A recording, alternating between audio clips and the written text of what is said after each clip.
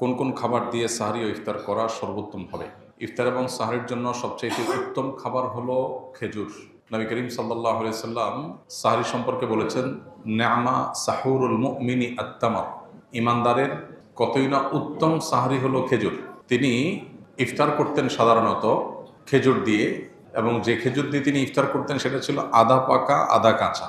খেজুর সাধারণত গোড়ার অংশ থেকে পাকা শুরু হয়, এরপর আস্তে আস্তে মুখের অংশের দিকে যায়। গোড়ার অংশ থেকে অর্ধেক পেকেছে, নরম হয়েছে, আর বাকি অর্ধেক কচকচে কাঁচা। এই খেজুরকে বলা হয় রোতাব। নবী সাল্লাল্লাহু আলাইহি সাল্লাম এটা দিয়ে সাধারণত ইফতার করতেন। গরমের সময়, রমজান হলে এটা পাওয়া যায়।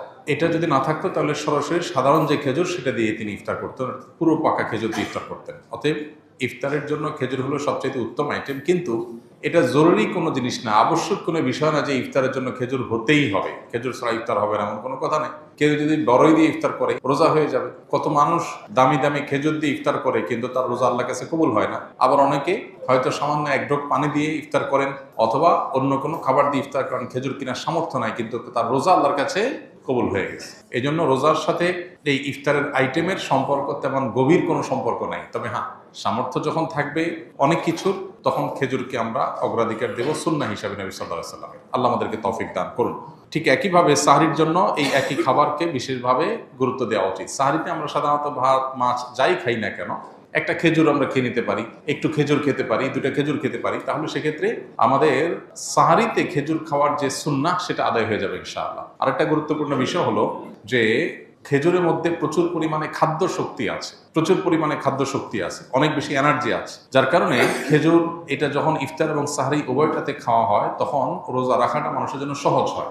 আর সবচেয়ে বড় কথা হলো নবী করিম সাল্লাল্লাহু আলাইহি ওয়াসাল্লাম সুন্নাহ, অতএব সেই চেষ্টাটা আমরা করব। কিন্তু কারোর যদি খেজুর কেনার সামর্থ্য না থাকে, কেউ যদি খেজুর ছাড়াও ইফতার করেন, যেটা বলছিলাম, তার রোজার সওয়াবে কোনো ঘাটতি হবে না, বরং রোজা নির্ভর করে তার তাকওয়ার উপরে, তার রোজার যে দাবি আছে, রোজার যে অন্তর্নিহিত দিকগুলো আছে সেগুলো বাস্তবায়ন করার পর। আল্লাহ আমাদেরকে তৌফিক দান করুন।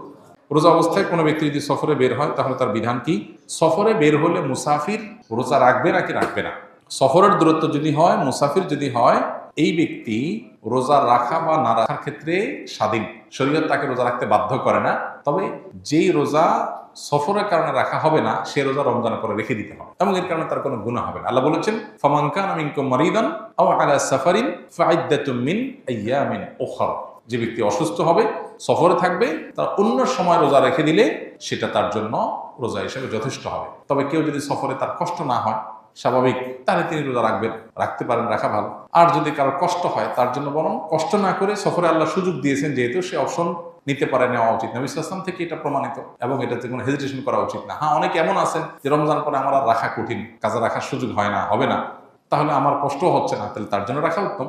কিন্তু সফর অবস্থায় শরীর আমাদেরকে রোজা রাখতে বাধ্য করে না। আমরা চাইলে রাখতে পারি, চাইলে ভাঙতে পারি, কিন্তু যেটা ভাঙবে সেটার বিনিময়ে যতগুলো ভাঙবে ততগুলো আবার রমজানের পরে রেখে দিতে হবে। কিস্তিতে মোবাইল বিক্রি করা জায়েজ আছে কিনা, বা বিক্রি করলে গুনাহ হবে কিনা, বিস্তারিত বুঝিয়ে বলবেন। কিস্তিতে মোবাইল বিক্রি করা বা অন্য যে কোনো জিনিস বিক্রি করা জায়েজ আছে। কিস্তিতে কেনা বেচা মৌলিকভাবে জায়েজ। সাহাবীদের মধ্যেও কিস্তিতে কেনা বেচার এই কালচার ছিল। নবীজি সাল্লাল্লাহু আলাইহি সাল্লাম এই ব্যাপারে কোনো নিষেধাজ্ঞা আরোপ করেন নাই, বরং তার সম্মতি পাওয়া যায়, সেখান থেকে বোঝা যায় যে কিস্তিতে কেনাবেচা করা যায় আছে। এখন কিস্তিতে কেনাবেচা করলে যেটা হয়, সাধারণত নর্মাল কিস্তিতে, যদি আমাদের বড় বড় বিভিন্ন আপনার কোম্পানিগুলো তাদের ফ্রিজ বা বিভিন্ন আইটেম বিক্রি করার ক্ষেত্রে কিস্তিতে বিশেষ পলিসি অবলম্বন করে, যেগুলোর কারণে সেটা নাজায়েজ হয়। এমনিতে জেনারেল কিস্তিতে ধরুন আপনি একটা জিনিস, একটা মোবাইল কিনলেন, ওইটার দাম ধরেন 10,000 টাকা, কিস্তিতে কিনলেন, আপনার কাছ থেকে 12,000 টাকা দাম রাখলো, 12টা কিস্তি করে দিল, এটা জায়েজ আছে, এটা নাজায়েজ না। কিন্তু এটা কোনো প্রক্রিয়া আপনার নাজায়েজ হয়, সেটা আপনাকে ভালো করে জেনে নিতে হবে যে আপনি যখন কিস্তিতে কোনো বিশেষ লেনদেন করবেন, বিশেষ করে যখন সেখানে এই সহজ লেনদেনের বাইরে আরো কোনো শর্ত আরোপ হবে, তখন আপনাকে ভাবতে হবে যে সেটা শরিয়া আপনাকে অনুমোদন করে কিনা। রমজান মাসে কিছু কিছু মসজিদ কয়েক মিনিট আগে আজান দিয়ে দেয়, সেক্ষেত্রে আমরা কোন আজানটি অনুসরণ করে রোজার ইফতার করব?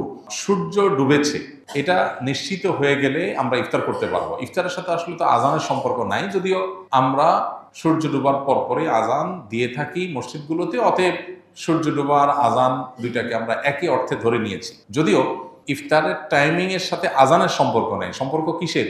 সূর্য ডুবার।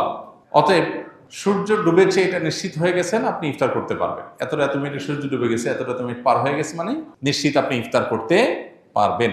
আজান 2 মিনিট পরে দিলেও কিছু আসে যায় না। এখন কোনো মসজিদে যদি মুয়াজ্জিন টাইমের 2 মিনিট আগে আজান দিয়ে দেয়, তাহলে ইফতার করা যাবে না। আপনাকে দেখতে হবে টাইম, হতে পারে মুয়াজ্জিন ভুল করেছে। অতএব নির্দিষ্ট টাইম যত মিনিটে সূর্য ডুবে তখন আমাদেরকে ইফতার করতে হবে। সাধারণত সূর্য ডোবার যে টাইম তার আগে আজান কেউ দেয় না, যদি দেয় সেটা ভুলে দিয়েছে, অ্যাক্সিডেন্টলি হতে পারে। আসুন্নাহ